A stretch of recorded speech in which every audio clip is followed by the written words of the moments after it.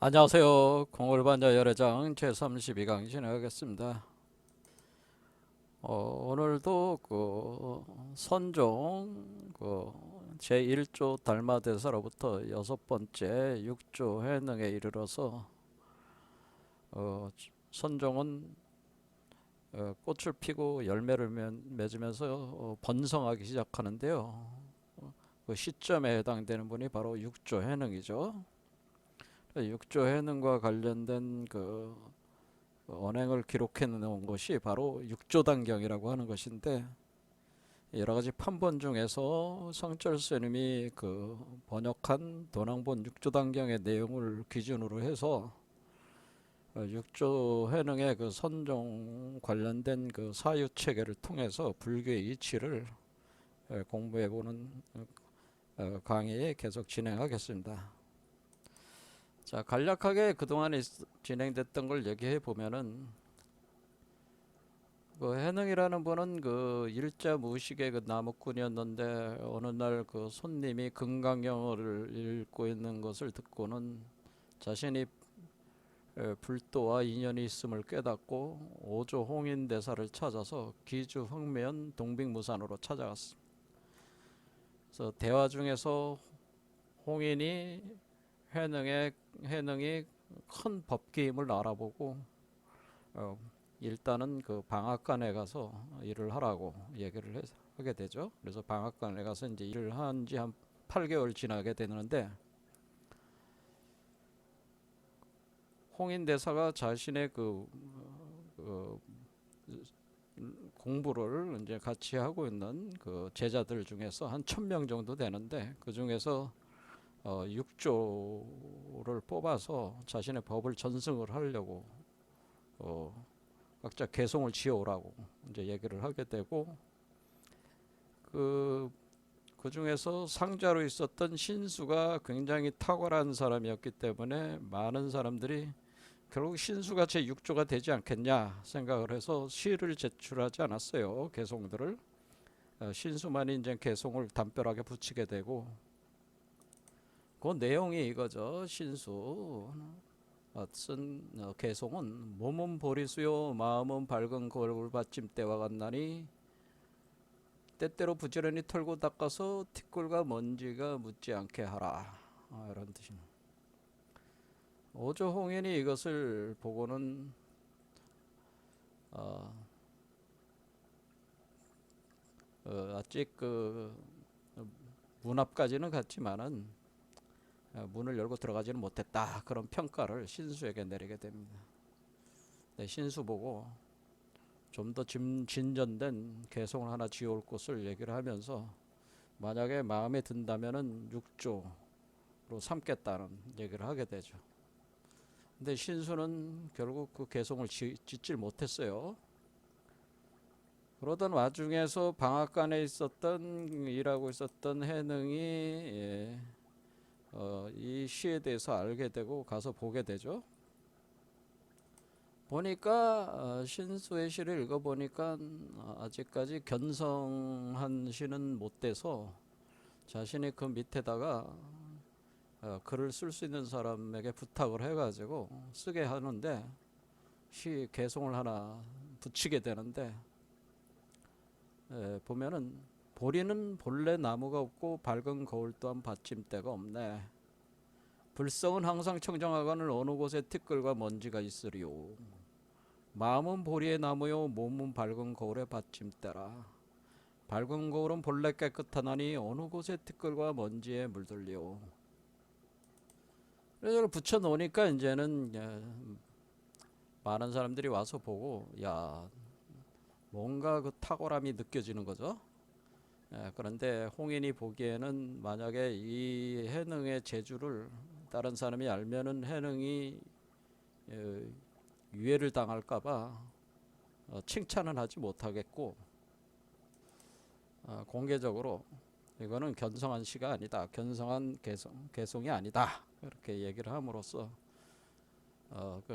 자신의 제자들이 해능을 이제 관심을 끊고 그 시도 이제 지워버리게 되죠. 그리고 나서는 홍해는 저녁에 몰래 해능을 찾아가서 방아를 다 찧었느냐 이렇게 얘기를 물어보니까 방아는 찧은 지가 오래됐습니다만 아직 택미를 못했습니다. 이제 방아를 찧는 거는 뭐 곡식의 껍질을 벗기는 거죠. 방아 찧는 게. 그러면 껍질이 벗겨지면은 그 곡식을 그 껍질들을 털어내고 이렇게 그 쌀을 모아야 되잖아요. 곡식을. 그게 택미죠. 그 택미를 못했다고 하는 거예요. 그러니까 자신의 공부의 수준을 얘기를 하는 거죠. 이게. 자, 요것도 하두입니다. 사실은 방아는 다 찧었느냐? 방아는 찧은 지 오래됐습니다만 아직 택미를 못했습니다. 여러분 이걸 화두로 삼아가지고 이게 무슨 의미인지 한번 여러분들이 한번 생각을 해보시기 바랍니다. 그래서 그 뜻을 알아들었죠, 홍인이. 그래서 홍인이 이놈 범상치 않은 놈이구나 또 한번 생각을 하게 되고 주장자를 들어서 방아떼를 3번을 치게 되는. 그러니까 해능이 이게 내가 밤 12시 그러니까 삼경에 찾아오라는 말씀이구나 바로 알아듣고 몰래 찾아갑니다. 찾아가니까 홍인이 자신의 의발을 전수를 해주는 거죠. 너를 이제 육조로 삼겠다 하면서 휘장을 치고 이제 금강경을 설해주는. 그러니까 뭐 심심상연하는 시민을 이제 전수를 해주는 거죠. 이렇게 할 때 홍인이 금강경을 읽어줄 때 금강경에서 응무소조 이생기심이다라고 하는 이 문구에서 금강경에 요 문구가 있는데요. 우리가 이제는 그 선종계열에서는 그 경 중에 최고의 경전을 금강경으로 삼는다고 그랬죠. 자, 그래서 응무소조 이생기심 요 문구에서 크게 대오하게 된다. 크게 깨닫게 되는데 이것이 무슨 의미인가에 대해서는 나중에 설명을 드리겠습니다. 그래서 여기서 크게 깨닫게 됩니다. 그러면서 홍인이 하는 얘기가 육대조를 삼으면서 법은 마음에서 마음으로 전하는 것이다. 심신상인한다. 심심상인. 그래서 심심상인이라고 하는 마음에서 마음으로 인 시민을 찍어준다는 인을 찍어준다. 그러니까 스승이 제자에게 법을 전수하는 방법이라. 그러니까 물려받은 사람이 스스로 깨우치도록 하라고 당부를 했다. 그리고 해능이 8개월 만에 여기 와서 일자 무식쟁이가 6대조까지 되었으니 그 굉장히 질투하는 사람들이 한둘이 아닐 거고 회를 당할까 싶어가지고 빨리 도망가라. 여기 있을 때가 아니다. 그래서 홍인대사 몸소 배웅을 해주고 그리고 나가서 앞으로 전쟁이 일어나는데 한 3년 동안은 조용히 공부만 해라 이렇게 한 거죠. 그래서 해능이 도망갔어요. 그 해능이 홍인의 그 의발을 가지고 도망갔습니다. 그런데 한 도망간 지 2달이 됐는데 그때까지 이제는 그 홍인의 제자들이 해능이 이렇게 육대조를 받은 거를 납득하지 못해가지고 이걸 뺏으려고 쫓아왔어요. 자, 여기서 이제 만나는 사람이 해명이라는 사람을 만나게 됩니다. 쫓아온 사람 중 하나를 만나게 되는데 이 사람을 또 깨우쳐가지고 교화를 시키게 되는데 어쨌든 여기서 이제는 남쪽으로 도망가가지고 한 16년을 숨어 지내다가 39살이 돼가지고 이제 본격 활동을 시작을 하게 됩니다. 그러면서 처음에 이제는 그 바람의 깃발이 펄럭이는 것은 우리의 마음이 그렇게 하게 하는 것이라고 하는 거를 이제 여기서 그다음 설하면서 시작할 때 이제 그 나오는 거죠. 자, 여기까지 된 거죠. 자, 그래서 이렇게 이제는 진행을 여기까지 보겠습니다. 자, 우리가 이 해능이 지은 그러니까 8개월 만에 와가지고 이렇게 이런 시를 붙였으니까 이 시가 그 굉장히 심오한 시예죠. 개송인데 이 개송만 잘 풀어도 불교의 이치를 알 수가 있어요. 그런데 이제 해석하시는 분들이 이 시에 대해서는 그냥 이렇게 문구만 이렇게 써놨을 뿐이지, 예, 이게 거의 직역하다시피 해놓은 거지, 이게 뭐라는 거에 대해서는 그 해설하신 분이 없는 것 같아요. 불교 그러니까 스님들이나 학자들 중에는 이 해석을 하신 분은 없는 것 같아요. 제대로 불교적 그 학문적 관점에서는 그거를 제가 이제는 하려고 하는 겁니다. 자, 여기서 우리가 신수의 시에서는 우리가 신시 보리수 심려 명경대다 해서 몸이 보리수고 마음은 명경대다라고 했는데, 이 차이가 뭐가 있냐면은 해능과 차이가, 해능은 신을 심과 신을 바꿔놨어요. 그러니까 신시보리수를 심시보리수로 바꾸고 심려명경대를 신위 명경대로 이렇게 바꿨어요. 그러니까 심과 신을 바꿔놨죠. 그러니까 신수가 잘못 알고 있다고 하는 것을 해능이 여기서 정확하게 자신의 개성에서 수정을 해준 거죠. 이런 이치다라고. 그러면서 그러니까 여기서 우리가 이제 보리라고 하는 것은 깨달음의 씨앗이라고 하는 거죠. 그러니까 우리가 석가모니께서 보리수에서 득도를 하셨잖아요. 그래서 석가모니께서 많은 사람들이 알기로는 석가모니가 붓다가야의 보리수나무에 정자를 해서 7일 만에 이제 득도를 하게 되는 거죠. 득도를 했다. 그러니까 나무에 앉은 지 7일 만에 득도를, 새벽별을 보게 된다는 거죠. 7일 만에 새벽별을 그래서 득도를 하게 된다, 그런 뜻입니다. 그러니까 이게 7이라는 숫자가 나오죠. 이렇게 7. 사실 이 7개 차크라를 얘기하는 겁니다. 이게 사실 7개 차크라에, 그래서 새벽별, 이기는 그에게는 새벽별을 주리라. 성경 바이블에서도 그렇게 똑같이 나와요. 개념이 똑같은 거예요. 새벽별을 보면서 득도를 했어요. 근데 많은 사람들이 이게 붓다가야라는 지역이 있어요. 인도의 북부에.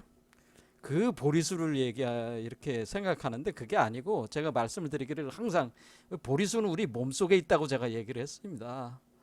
그렇죠? 그래서 보리수라고 하는 것은, 이게 보리수라고 보면은 보리수는 하나의 나무가 아니고 두 개의 나무가 꼬여서 이렇게 만들어진 것이다. 만들어서 하나의 나무다라고 된.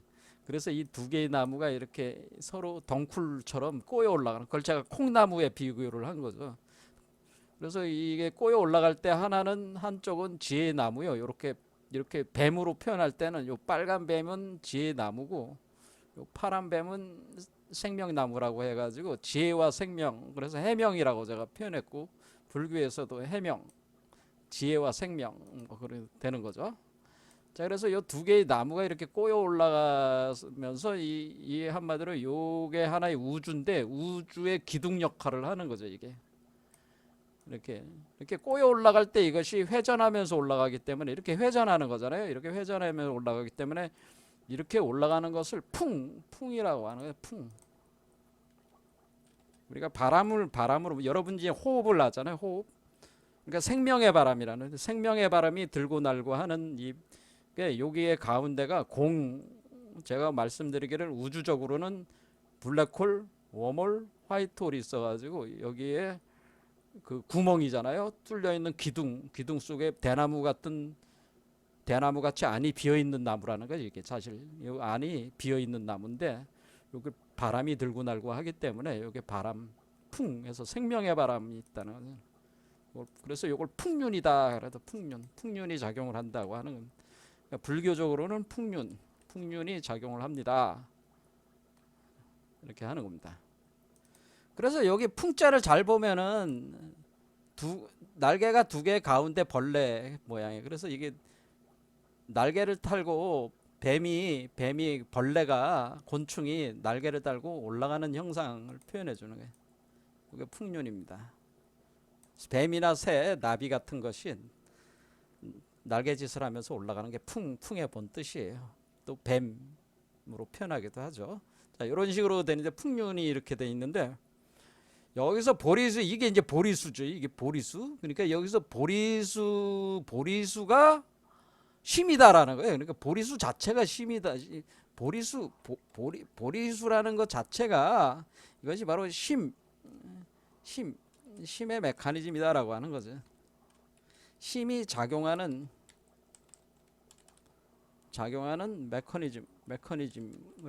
메커니즘이 바로 보리수. 그러니까 보리수가 상징하는 거는 우리의 그 마음이 작용하는 메커니즘을 보리수 나무로 이렇게 상징화 시켜가지고 설명을 하는 거다 그런 얘기예요.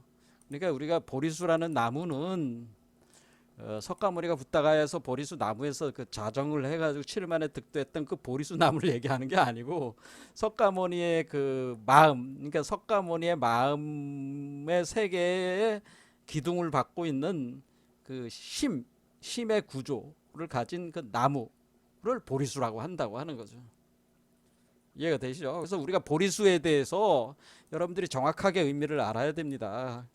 보리수는 현상적인 그런 나무를 얘기하는 게 아니라는 거예요. 자, 그거를 해능은 정확히 알고 있었던 거죠.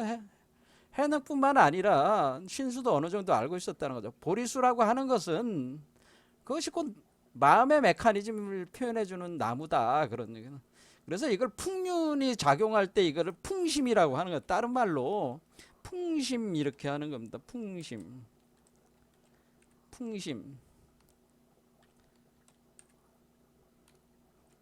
바람의 작용과 같이 이런 들락날락하면서 움직이면서 마음이 움직인다고 하는 거죠. 그래서 풍심해가지고 풍과 바람, 그러니까 요거 바람은 호흡과 관련돼서 심식상의한다 그런 표현을 많이 했어요. 우리의 마음과 호흡이 바로 그러니까 서로 의지한다 그러는 심식상의한다 이렇게 쓰는. 그러니까 이 풍의 작용 자체가 심의 작용이라고 하는 거예요. 서로 의지하면서 작용하는 그런 것이다라고. 그때 요게 풍을 생명의 풍 자체가 생명의 바람이라는 걸 의미하는 것이며 우리의 호흡을 얘기하는 것이다. 그런데 호흡을 우리가 육체에서 얘기하는 거친 호흡뿐만 아니라 우리 몸 안에서 일어나는 마음 세계에 일어나는 미세한 호흡이 있어요. 그걸 표현해 준 거예요.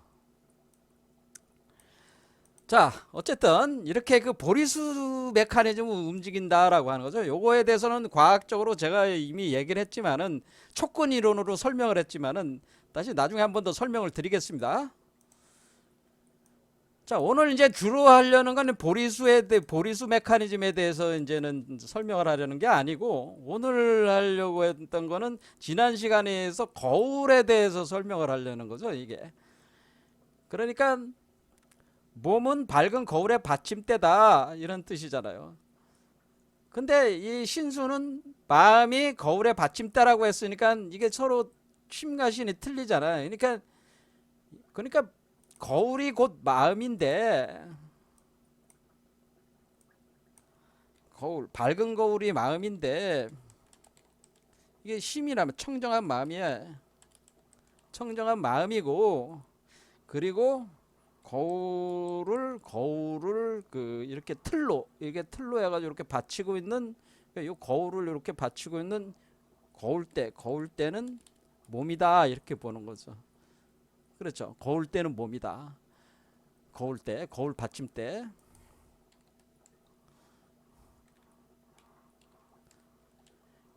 그러니까 지금 신수는 약간의 요게 좀 개념이 제가 지난 시간에 명경대라고 했을 때 이거는 몸을 뜻하는 건데 명경까지 포함한 마음까지 포함한 종합적인 개념으로 심이라고 했을 것이다 이렇게 말씀을 드렸잖아요. 근데 그거를 해능은 좀 더 세밀하게 얘기를 한 거죠. 심은 그 거울대는 몸이야. 마음은 보리수고 그리고 그 마음 중에서 청정한 마음은 바로 청정한 거울과 같기 때문에 몸이 마음을 담고 있는 거 아니냐. 그러니까 몸 안에 마음이 있는 거잖아요. 그렇죠? 그러니까 이게 거울대라는 얘기가 명경대라는 얘기가 이게 몸을 뜻하는 거고 명경은 청정한 마음을 뜻하는 것이다. 밝은 마음, 청정하다. 그러니까 불성을 항상 청정하거늘 할 때 이 항상 청정한 불성을 표현하는 게 청정한 깨끗한 밝은 거울이다라고 그걸 뜻한다는. 그럼 이 보리수는 그런 마음인데 청정한 마음 이게 그러니까 보리수라고 하는 것은 마음이 작용하는 총체적인 메커니즘이고 그 중에서 특히 거울과 같이 밝은 거울과 같이 깨끗하게 작용을 하고 있는 거를 우리가 그 불성이라고 해가지고 표현할 때 우리는 그러면 이게 구조 자체가 이것이 이렇게 돼 있다 이렇게 돼 있는 거죠. 사실은 이렇게 돼 있어가지고 우리 이게 몸이고 그렇죠. 마음은 거울이고 그런데 이 거울이 어떻게 작용하고 있다는 거예요? 이렇게 보리수가 이 거울을 바탕으로 해가지고 보리수의 그 작용이 일어나고 있는 요 형상을 설명을 해준 것이다 그런 얘기죠. 이 표현 자체가. 그러니까 이게 그러니까 간단한 얘기가 아니라는 거예요. 그렇죠?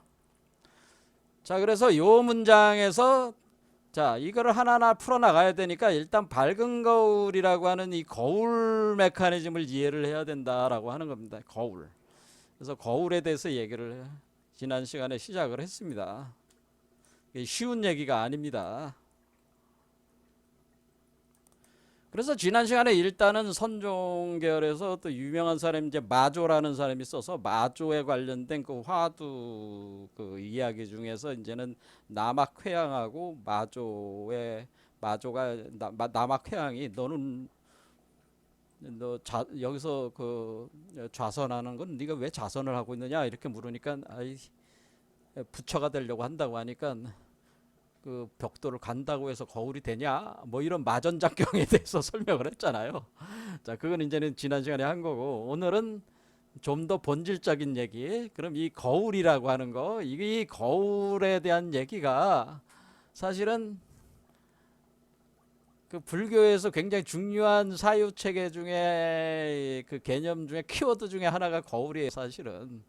자, 그래서 이거 거울에 대한 얘기를 어디서부터 시작했냐면은 제가 연약달다라는 사람에 대해서 설명을 했습니다. 그거를 해보겠습니다. 자, 이렇게 거울을 이렇게 보는 거울을 이렇게 보는 거예요. 이렇게 거울. 그렇죠. 어린아이가 이렇게 거울 보면서 손가락으로 딱 보잖아요. 그럼 뭐야? 너는 누구냐? 이런 거는 너는 누구냐? 너는 누구냐? 나는 누구냐? 이렇게 하는 것 같죠? 너는 누구야? 나는 누구야? 뭐 그런 거예요. 이 표정 자체가 어떻게 했어요? 표정 자체가 뭐야? 너는 누구냐? 누구며 나는 누구냐? 너는 누구며 나는 누구냐? 이렇게 묻는 것 같지 않아요?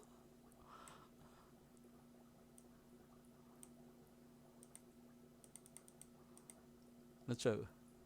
이렇게 보면서 이 아이는 이 거울에 비친 게 자기라는 생각을 할까요? 못 할까요? 이 아이는 말이죠. 그, 자, 요 그런 걸 생각하면서 한번 보겠습니다. 너는 누구며 나는 누구냐? 그러니까 자, 무명과 광성의 정체를 밝힌다라고 하는데 우리가 이제는 능엄경이라고 하는 게 있습니다. 능엄경은 이제 우리가 그 성명일치 공부를 하는 데 있어서 또 열애장 사상을 이해하는 데 있어 핵심적인 경전인데 좋은 책이에요. 굉장히 우리 한국에도 이제 번역하고 이 공부가 깊으신 분들이 요 책 써내신 분도 상당히 공부가 깊으신 분이 능엄경. 여러분들이 뭐 관심이 계시면은 사서 읽어보세요.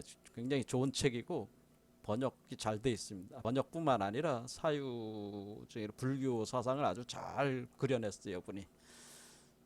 자, 여기 볼 때 능엄경에 보면은 연약달다라는 사람이 등장합니다. 연약달다라는 사람이 있는데 거기에 연약달다가 이 거울과 관련된 얘기를 할 때 이게 미두인형이라고 해가지고 거울을 보면서 거울 속에 있는 자신을 보면서 뭐야 머리가 혼미해진다 그런 뜻인데 미두인형이 그런 뜻인데요. 그 내용 보겠습니다.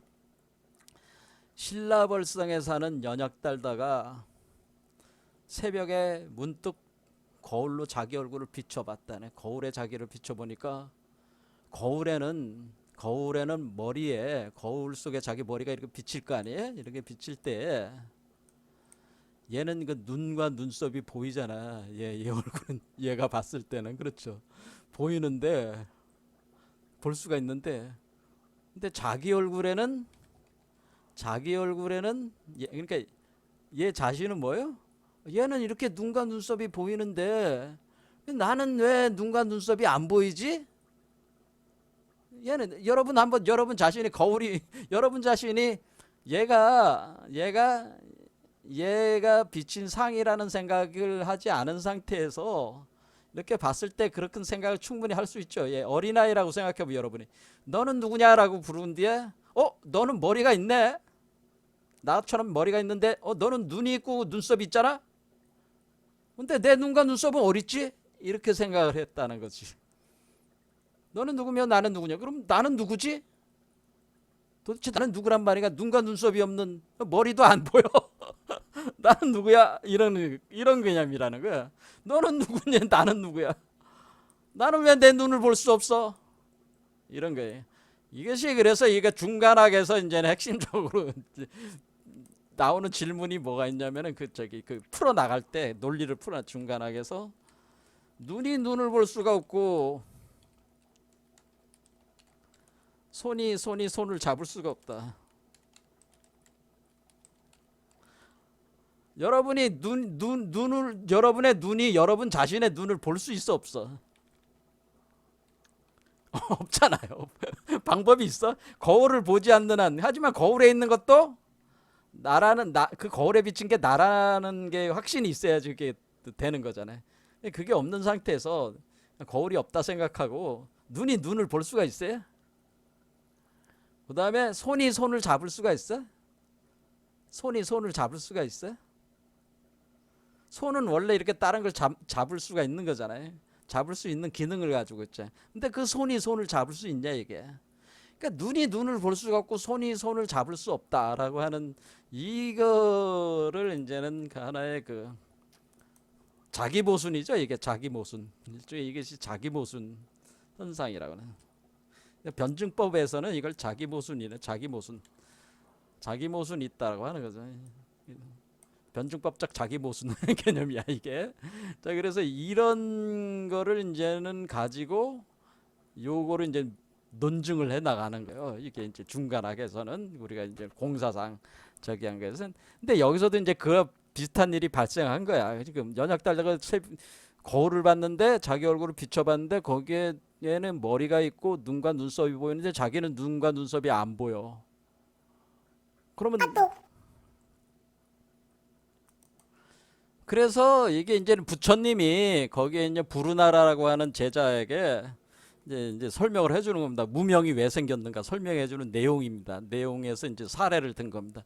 이같이 연약달다가 이렇게 되면서 자기가 자기 눈과 눈썹을 보질 못해가지고 자기가 도깨비가 되었다고 그렇죠. 도깨비. 그러니까 없잖아. 자기가 없잖아. 사실은 되었다고 자기가 누군지 모르겠어. 그렇죠? 그래서 되었다고 화를 내서 광기가 생겨서 미쳐서 그래 광성. 그래서 광성. 그렇죠? 이 광자는 이 광자가 아니고 그러니까 이 미칠 광자입니다. 미친 성품이 발동을 해가지고 무명. 그러니까 뭐야? 거울에 비친 것이 자기인 것이 자기라는 것을 모르는 거. 거울상이 자기라는 것을 모른다는 것이 일종의 무명이죠. 이 거울에 비친 게 자기인지 몰라. 그게 이제 무명이고 무명. 그다음에 그것으로 인해서 눈이 눈을 볼 수가 없다라고 하는 거울상이 자기라는 것을 모르다 보니까 자기가 누군지를 모르는 누군지를 모르는 상태가 되면서 그래서 미친 병이 생기는데 그걸 이제 미친 병이 생기는데 그 광성이라고 하는 거예요. 그래서 광성이라는 게 생긴 것이다라고 하는. 그러니까 이 사람은 지금 뭐 어떻게 되겠어요? 자기를 찾아서 나서야 될 거 아니야. 그렇죠? 내가 누구냐라는 답을 찾아야 되잖아요. 나는 누구냐? 그러니까 사실은 우리가 이 세계가 이렇게 된 거는 한 가지 질문 때문에 이렇게 진행된 거라 그 얘기죠. 그건 뭐야? 나는 누구냐라는 거를 나는 누구냐라는 걸 알기 위한 과정이라는 거지. 사실은 우리 지금 모든 이 우주 메커니즘은 근본적으로 따지면 제일제, 그러니까 제일제라는 게 뭐 중요한 어떤 그런 핵심적인 이렇게 우주가 전개된 원인의 바탕에는 뭐가 있냐면은 나는 누구냐라고 하는, 그러니까 이 나는 누구냐라고 하는 것은 뭐냐면은 나는 누구냐라고 이렇게 질문할 수 있잖아요. 여러분들이 나는 누구냐라고 이렇게 질문할 수 있잖아요. 나는 누구냐라고 이렇게 질문할 수 있다는 것은 또 그것을 알 수 있는 능력이 있다고 하는 거죠. 그러니까 그것이 원래 지혜가 있다. 지혜가 있다라고 하는, 원래 지혜가 있다. 자기가 지혜가 있으니까 그런 질문을 할 수가, 지혜가 있으므로 질문할 수 있었고, 질문할 수 있고, 파악해 나가려고 한다라고 하죠.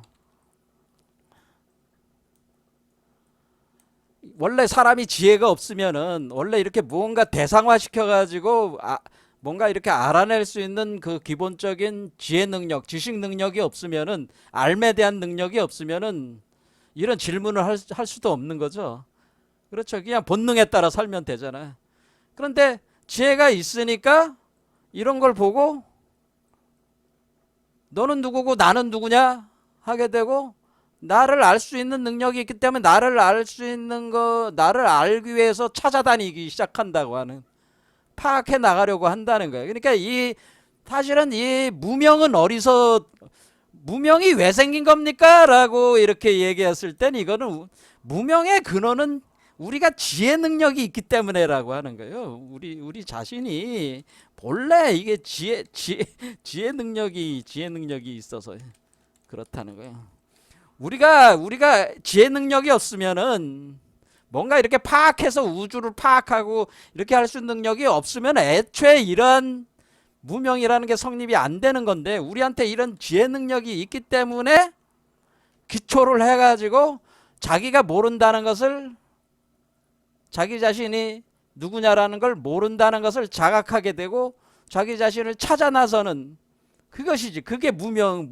그래서 자기 자신을 모르는 무명. 모른다는 걸 아는 거야. 그게 사실 자기가 모른다는 걸 아는 상태가 돼버리는 거죠. 그 무명이. 그렇죠? 자기 자신을 모른다는 게 원래 무명이잖아요. 어둠이잖아요. 명이 없음이잖아요. 근데 명이 없다고 하는 것을 아는, 그래서 그것을 무명을 타파하려는 그런 움직임을 시작하는데, 그것이 그렇게 해가지고 진행이 된다고 하는 게, 이게 이제는 이쪽 능엄경에서 얘기를 하는 겁니다. 왜 이 우주가 왜 이렇게 전개가 됩니까?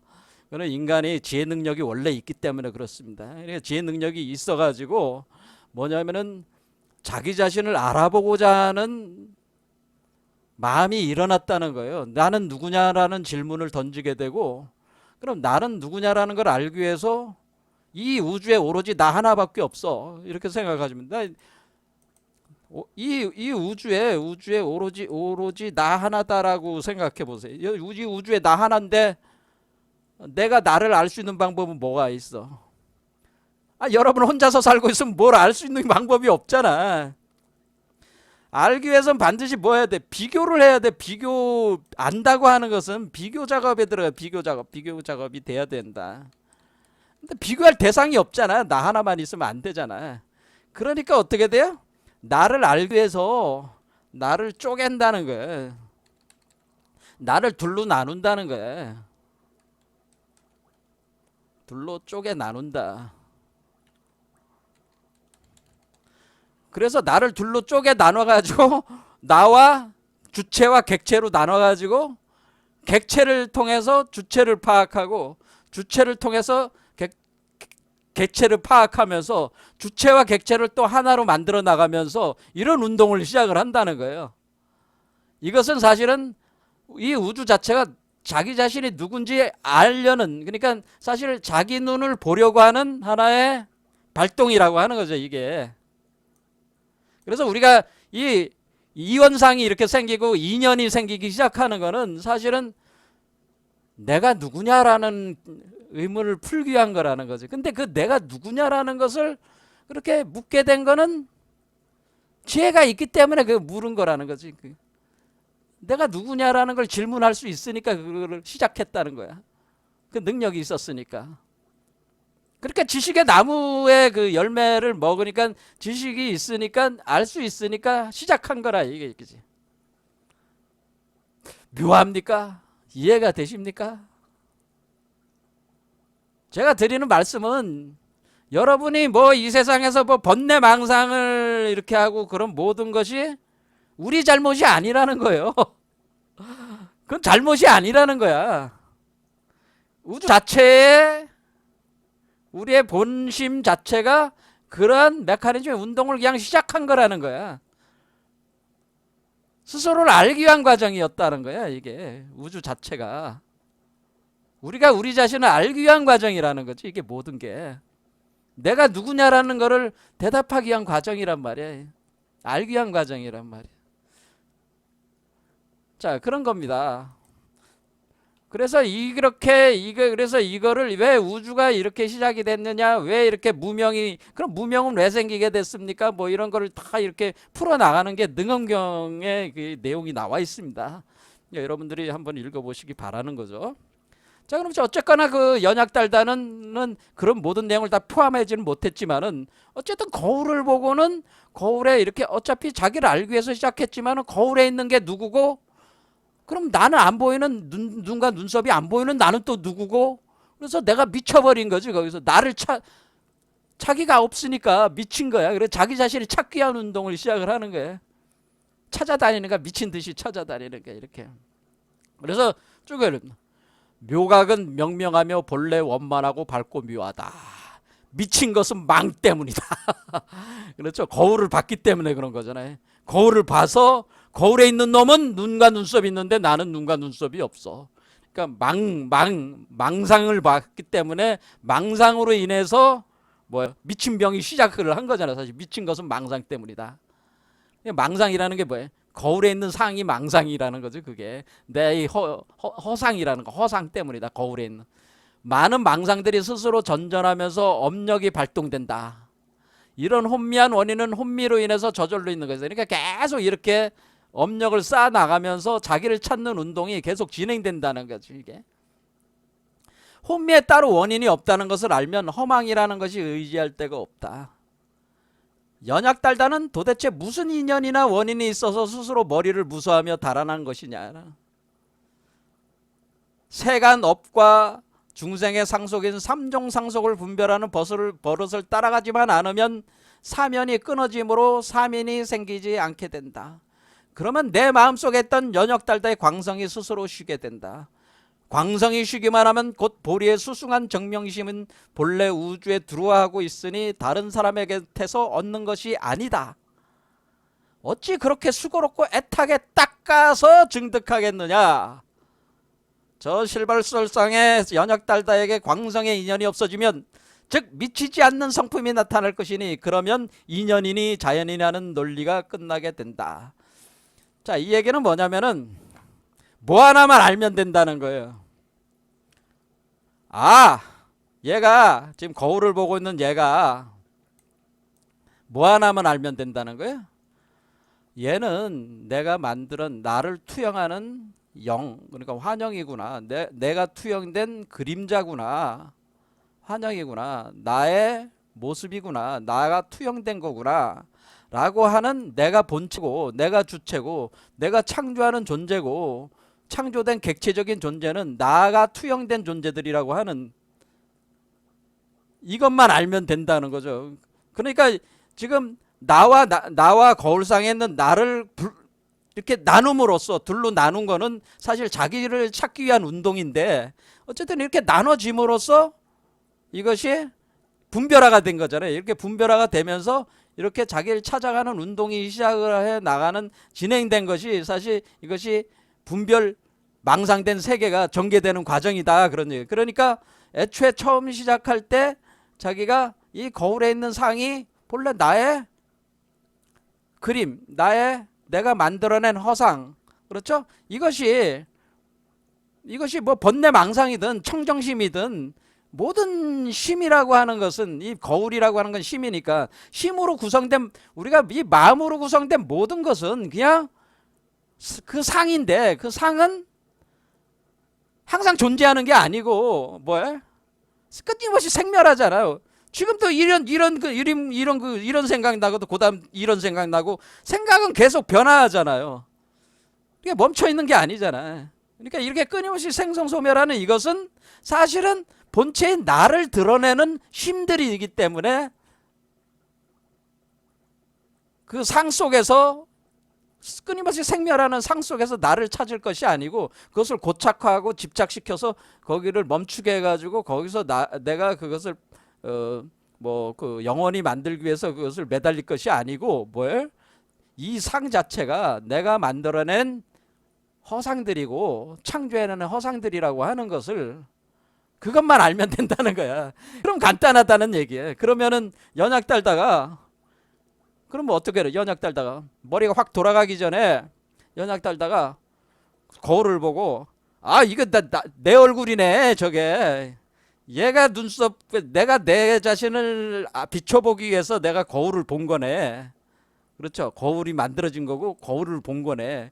그럼 이 거울에 있는 그 모습은 곧 나의 모습이네. 그러니까 얘가 눈썹과 눈이 있는 건 내게 눈썹이 있고 눈이 있는 거네. 나를 보는 거네 사실은. 이렇게 금방 알면은 뭐야?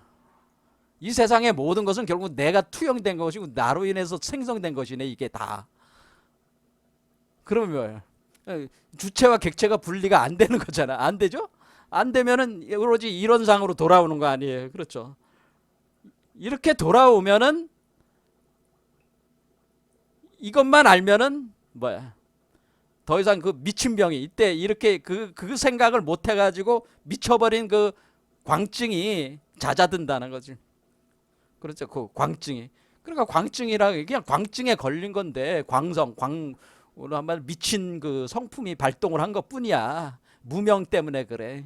몰라서 그런 거예요. 그러니까 자기가 누군지를 알면 이 세상에 있는 모든 것이 사실 자기의 표현이다, 자기가 구성된, 자기가 창조한 것이라는 걸 알면은 굳이 그것을, 광성을 잦아들 수밖에 없죠. 실상을 알면, 실제로 왜 그렇게 됐는가 이유를 알면은 잦아들 수밖에 없다고 하는 거예요. 그렇게 치유가 된다고 하는 거죠. 그러면은 이런 입장에서 석가모니는 뭘 그런 거예요? 어떻게 그렇게 수고롭고 애타게 닦아서 증득하겠냐. 그러니까 이 얘기는 뭐야? 신수하게 하는 얘기잖아요. 그렇게 털고 닦아가지고 그렇게 막 털고 닦는다고 되는 게 아니고, 뭐야? 여기가 지금 해능이 깨우쳤듯이 밝은 거울은 본래 깨끗하니까, 거울에 나타난 모든 상은 곧 나의 상이야. 내가 드러난 것이야 불과해. 그건 본질적으로 티끌과 먼지라는 게 따로 있는 게 아니다. 티끌과 먼지가 따로 있다고 생각하니까 티끌과 먼지가 있는 것이다. 티끌과 먼지는 왜 생긴 거예요? 분별심에 의해서 생기잖아요. 이원상으로 만들어가지고 자기를 파악하기 위한, 자기를 찾아 나서는 과정에서 이원상을 만들어서 객체 속에서 주체를 파악해 보려는 어떤 그런 과정에서 이 티끌과 먼지라는 그런 어떤 개념들이 생기게 되고, 그렇죠? 그것을 규정을 함으로써 그것이 없어지면은 자신의 본 모습이 드러난다는 이런 생각을 가지고 이러는 사유와 수행 체계를 만들게 되는데, 그게 아니고, 이게 우리가 지금 너가 하는 모든 모든 망상도 그렇고 청정한 것도 그렇고 모든 심의 작용은 뭐야? 모든 심의 작용은 뭐예요? 거울상으로 드러나는 모습들. 자, 거울상으로 드러난다고 하는 것은 심이 심이잖아요. 그럼 거울상에서 심이 모습을 드러내잖아요. 각 다양한 심이 모습을 드러내는데, 그 심들은 다 뭐예요? 그 심들은 원래 그 본성의 작용일 뿐이라는 거, 작용이다라고 하는, 본성의 작용이다라고 하는. 그러면 그 본성이 힘으로 작용한다. 그럼 본성이 힘으로 작용할 때 이 힘은 멈춰 있는 게 아니고 끝없이 순간순간 생멸해 나간다. 그거는 뭐예요? 내가 오늘 이거 좋아했다가 내일은 이거 싫어. 내일은 요거 좋아했다가 또 모레는 저게 싫어. 이렇게 끊임없이 마음이라고 하는 것은 끊임없이 이렇게 바뀌는 것은 본성의 작용 때문에 바뀌어 나가는 것인데, 그렇죠. 그것은 사실은 본성이 마음을 창조하고 있는 거죠. 거울상으로 드러내고 있는 거죠. 그 마음을 그러니까 본성의 작용을, 본체를 작용의 형태인 힘으로 거울상으로 드러내고 있는 거라, 계속 드러나는 거니까 사실은 우리가 이 청정심이든 망심이든 다 심의 상이라 그러면 상이다. 심에 그려진 상일 뿐이다. 상일 뿐이야. 그러니까 우리가 여기서 깨끗하다고 하는 것이라든가 티끌과 먼지라고 한다든가 이런 것도 다 뭐야? 우리 마음이 지어낸 상들이라고 하는 거죠. 상. 그러니까 우리가 결국에는 내가 이 존재하는 모든 객체적인 세계는 사실은 나의 주체적인 나자는, 그게 능이라고, 능이 곧 소, 객체, 능이 주체가 소, 주체로 이렇게 현상계로 계속 드러나면서 이것이 모습을 드러낼 때 우리는 능이 주체를 객체 속에서 파악을 해가지고 능을 파악을 하는가, 능이라고 하는 주체 자체는 공이라고 보는 거죠. 그래서 왜냐하면 그거는 객체 작용 속에서 드러났을 때 그 파악을 할 수가 있는 것이지, 그 자체를 전모를 다 파악할 수는 없는 거란 말이에요. 그러니까 어쨌든 뭔가 주체가 있으니까 계속 그 작용을 해가지고 마음으로 자기를 자꾸 드러내. 그리고 마음으로 드러내고 그것을 계속 창조해. 마음으로 계속 창조하는가, 뭔가가 있어. 예? 그리고 뭔가가 있어서 그것이 마음으로 창조가 되고 마음이 계속 현실계를 만들어 나가. 이것은 뭐예요? 원래 이 정확하게는 알 수는 없지만 이 공이라고 하는 그것에 있는 어떤 그런 그 존재성, 본래의 그 성품이, 그러니까 공성이라고 하는 거죠. 그 공성이 끊임없이 현상계에 드러나는 모습일 뿐이야. 그렇게 된다면 우리가 그걸 인정을 한다면은 이 세계는 곧 나의 그 표현일 뿐이지 거기에 무슨 청정하고 더러운 게 있고 그런 게 아니라는 거죠. 그럼 뭐야? 그럼 원래 우리가 이렇게 번뇌를 일으키고 이렇게 괴로워하고 이렇게 하는 이유는, 우리가 이제 번뇌망상이라고 하는 이유는 그 가운데서 뭘 느끼기 때문에 그래요? 그걸 이제 집착을 하기 때문에 그런 거죠. 그러니까 우리가 망심이 중요한 게 아니고 이 집착, 거기를 집착해서, 원래 이렇게까지 심이라고 하는 것은 끊임없이 순간순간 생멸해 나가면서 창조 소멸된데, 창조 소멸된다. 그러니까 이 세상에 있는 건 다 우리가 만든 상상력의 산물인데, 이렇게 끊임없이 창조 소멸할 뿐인데, 우리가 즉 창조하거나 소멸하고 있을 뿐인데, 그 창조된 대상에, 창조된 객체 대상에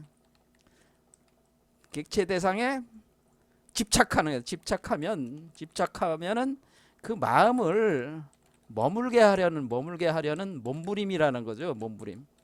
그렇죠. 그래서 그 마음을 물질화가 돼서 돼 있는 그거를 머물게 하려는 거예요. 머물게 하려는 몸부림을 치고 있다는 거죠. 우리는. 그러니까 우리가 여기 이 세상의 현실세계에서 여러분이 오래 살고 잘 먹고 잘 살려고 하는 거는 뭐예요? 여러분의 그런 마음, 객체 대상에 여기에 여러분 자신이 있어서 실제로 느끼는 거지. 이게 진짜 나라고 착각을 하는 거지. 그건 착각이죠. 그 착각, 착각으로 이게 객체 대상인데 그냥 그림자로 드러난 환상일 뿐인데, 거기에 착각으로 이것이 실제 나라는 것으로 생각해가지고 집착을 하면서 그것을 계속 머물게 하려고 그래. 그러니까 뭐냐면 이 몸을 계속 영원히 살려고 한다든가, 더 많은 부귀영화를 누리려고 한다든가, 이렇게 뭔가 이렇게 자꾸 머물게 하려는 그 몸부림을 이렇게 쳐나갈 때, 이것이 이런 집착심으로 그것이 번뇌망상에 쉬질 못하는 거지. 그런데 이 세계 자체는 원래 본래 주체의 끊임없는 창조 소멸의 과정으로 쓰러져 가는 것일 뿐인데, 그 자체가 윤회 환생의 그 운동으로 계속 진행된 것일 뿐인데, 이걸 자꾸 그 뭔가 멈추게 하고 고정시키려고 자꾸 한다는 거죠. 그렇게 할 때 쉴 수가 없는 거지. 아마 뭘 그래? 우주 운동에 역행하는 거잖아. 그렇죠? 원래 우주 운동은 그냥 그치, 생성 소멸하는 게 우주 운동인데, 이렇게 뭔가 그 머물게 하려는 자체가 저항하는 운동이에요. 저항하는 메커니즘이라는 거지. 그래서 우리는 뭐라 그러니까 응무소주 이생기심이라는 말을 왜 하는 거냐면은, 응무소주, 그러니까 응무소주, 무소주라는 거는 어느 곳에 머물게 하지 마라는 뜻이에요. 머물게 하지 마라. 무소주 하라. 그러니까 무소주는 소주, 머문다는 뜻. 그곳에 머문다. 그곳에 주한다. 그곳에 앉아 있다. 뭐 주한다, 주거한다. 그곳에 머물게 하지 않는 것에 응해서, 그리고 그곳에 머물지 않게 하면서 그 마음을 생성하라, 그런 뜻이. 그러니까 뭐야? 집착 없이 마음을 생멸시키라는 거죠. 집착을 갖지 마라. 그러니까 이 현상 세계에 대한, 이거는 현상 세계, 객체 세계에 대한, 이것은 다 현상 세계는 허상이니까, 나를 드러내는, 허상이라는 게 나쁜 의미가 아닙니다. 허상이라는 건 내가 창조한 세계라는 뜻이에요. 역으로 긍정적으로 얘기하면은 내가 그냥 창조한 세계란 말이에요. 내가 창조한 세계니까 내가 주인이야. 근데 내가 주인인데, 내가 주인이라는 거를 내가 생각을 못하고 자꾸 내가 거기에 그 허상 세계에 내가 오히려 갇혀가지고 노예 노릇을 하고 있으니까, 그러니까 내가 창조한 세계라는 걸 알아. 그러면은 내 맘대로 뭐 만들었다 내 맘대로 파괴하면 되잖아. 내가 창조할 수 있으니까. 이렇게 쉽게 생각하면 되잖아요. 그렇죠? 내가 만든 세계인데 뭐 내가 뭐 어떤 지랄 연병을 하든 뭐 내가 만든 세계인데 뭐 누가 뭐라고 할 게 뭐가 있어, 뭐 이런 식으로 해버리면은 뭐 걸릴 게 없잖아요. 그렇죠? 그런데 이 현상세가 실제한다고 생각하고 그것에서 뭐 영원성을 자꾸 거기서 뭐 구축하려고, 어떤 시간을 머물게 하려고, 또 공간을 머물게 하려고, 부귀 영화라든가 이런 걸 계속 머물게 하려는 그 집착성이 발동을 하면은 뭐예요? 그것 때문에 쉬지를 못하는 거예요. 죽을 때까지 쉬지를 못. 어차피 죽는 건데, 그렇죠?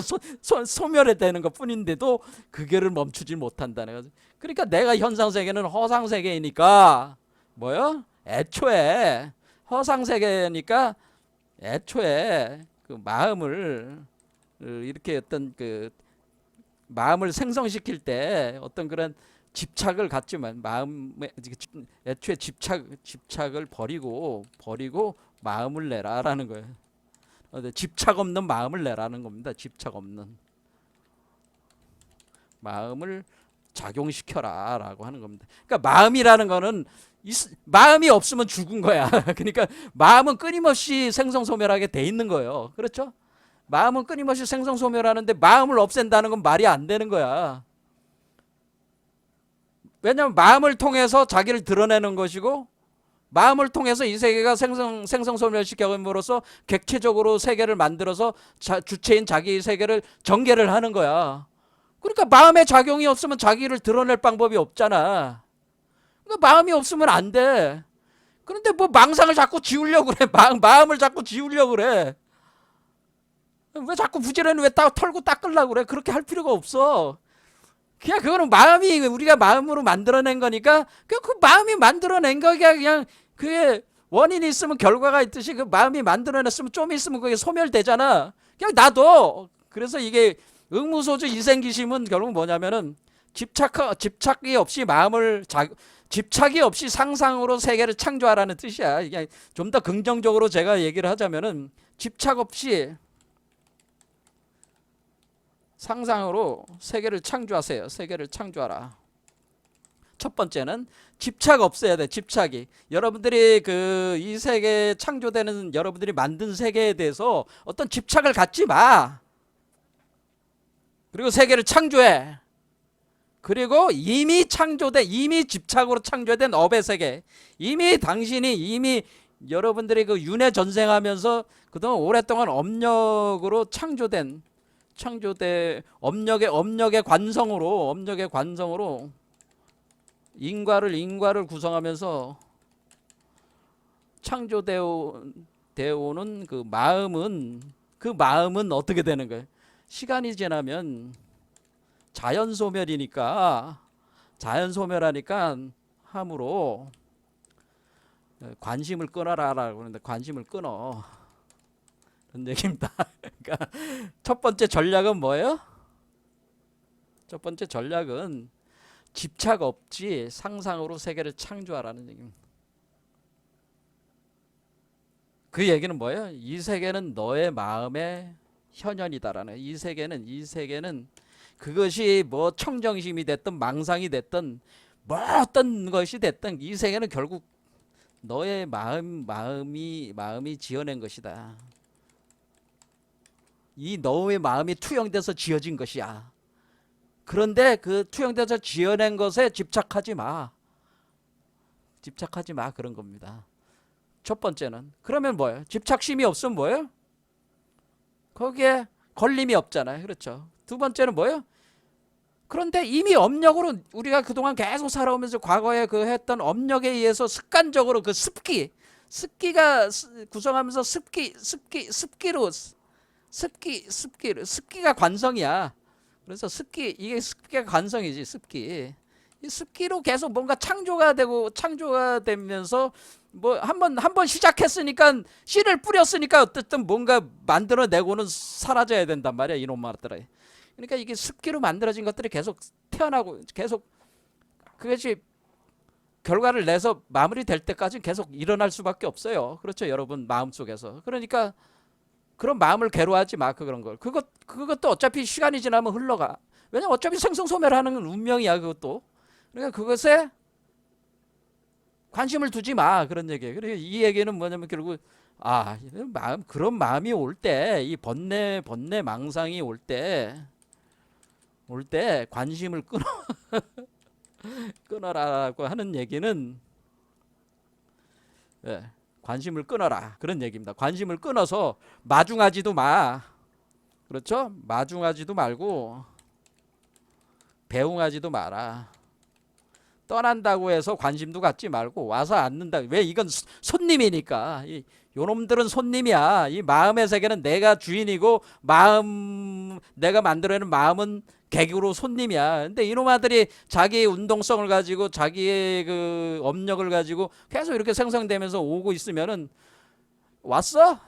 이런 말도 할 필요 없어. 그냥 관심을 갖지 않으면은 그냥 흘러간다고 하는 겁니다. 마음은 이렇게 계속 흘러갈 뿐이라는 겁니다. 그러면 그러면은 집착 없이 상상으로 세계를 창조하고 있는 상태에서 이 업력으로 되어 있는 마음들을 그냥 보내기 시작하면 계속 뭐만 남아요? 집착 없이 상상 세계를 창조하는 이 마음만 남으니까 이 마음이 바로 본래 마음이라는 거예요. 본래 마음. 그러니까 본래 마음이 그냥 남으니까 사실은 결론적으로 이러나 저러나 티끌과 먼지를 털어낼 이유도 없다는 거예요. 그러니까 티끌과 먼지를 물들지 않는 원래 이 마음이 있으니까 요것만 하면은 그냥 티끌과 먼지를 빡빡빡빡 닦아내지 않아도 그냥 털어진다 이게. 그러니까 그게 바로 응무소주 이생기심입니다. 그러니까 그 마음이 머물지 않게 하라는 뜻이야. 그 마음의 상들이 머물지 않게 하라 그런 뜻이. 그냥 요 두 가지가 수행 기법입니다. 그러니까 수행 기법. 자, 그래서 여기가 이제 그런 개념이 이제 반영이 돼 있는 거죠. 자, 서양에서는 이걸 뭐래? 나르시스의 그 거울상으로 이걸 표현한 게 그래서 나르시스 같은 개념이죠. 나르시스도 자기를 잃어버리잖아요. 그렇죠? 이 세계에 대한 집착을 갖게 되잖아요. 그와 같은 개념이에요. 똑같은 얘기를 하고 있는 거라고 그랬습니다. 자, 그래서 육조해능은 우리 불성이라고 하는 게 우리 자신의 본성이기 때문에 이거 자체는 티끌과 먼지에 물들지 않아. 그러니까 이 티끌과 먼지는 손님일 뿐이니까 그냥 관심을 갖지 않으면 그냥 털어져 나가. 그리고 불성을 유지를 계속하고 있으면은 그것이 계속 세계를 창조해내가. 집착성 없는 마음으로 세계와 내가 하나가 돼서 계속 창조해 나가니까 그런 상태로 그냥 있으면 되는데, 그러니까 응무소수 이생기심만 하면 되는데 뭐하러 그걸 자꾸 닦으려고 그러고 왜 그걸 먼지가 묻지 않게 하려고 그러냐. 그거 자체가 뭐야? 수고로우고 애씁니다라는 게 그렇게 해봐야 답이 아니다라고 하는 겁니다. 그러니까 의무소지 위생기준이 아주 핵심적인 개념이죠. 수행에 있어서. 자, 요거에 다시 또 다음 시간에 또 설명해 보겠습니다. 감사합니다.